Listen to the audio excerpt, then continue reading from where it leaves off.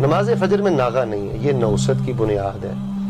نماز فجر نہ پڑھنا سورج نکلنے سے پہلے پہلے یہ کسی بھی شخص کے خبیث ہونے کی علامت ہے۔ رسول پاک فرماتے ہیں خبیث آدمی، رسول پاک فرماتے ہیں یہ منافق آدمی ہے، رسول پاک فرماتے ہیں میرا جی چاہتا ہے اس کی لاش کو میں آگ لگا کے جلا دوں۔ یہ ایسا گندا انسان ہے کہ شیطان نے اس کے کانوں میں پیشاب کر دیا۔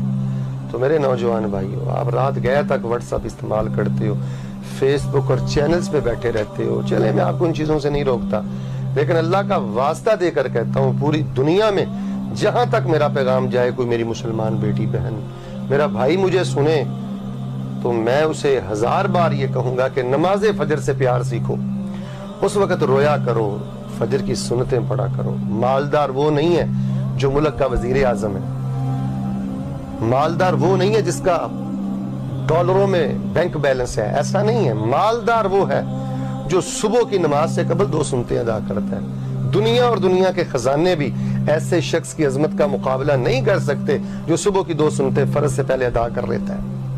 صلاۃ الفجر یا عباد اللہ، نمازی بھائیو نماز فجر سے پیار کرو، اس میں خیر ہے، اس میں برکت ہے، اس میں حفاظت ہے، اس میں صحت ہے، اس میں اجر و ثواب ہے، اس میں قیامت کے دن کا نور ہے، یہی آپ کی جنت ہے، یہی آپ کی کامیابی ہے۔ کائنات کا بد نصیب انسان ہے جو بلا وجہ روزانہ نماز فجر جماعت سے نہیں پڑھتا، سورج نکلنے سے پہلے نہیں پڑھتا۔ اللہ ہم سب کی یہ غفلتیں دور کر دے، اس نور کے وقت ہمیں رونے کی توفیق دے دے۔ اللہ جن گھروں میں یہ غفلتیں ہیں اللہ ان کو وہ غفلتیں دور کرنے کی توفیق دے دے۔ اگر آپ کی والدہ آپ کو اٹھاتی ہے، والد اٹھاتا ہے، تو ایسے والدین کے پاؤں دھو دھو کر پیا کریں جو آپ کو فجر کے وقت اٹھاتے ہیں، ان سے ناراض نہ ہوا کریں، ان کی انسلٹ نہ کیا کریں اور ان سے بدتمیزی سے پیش نہ آیا کریں۔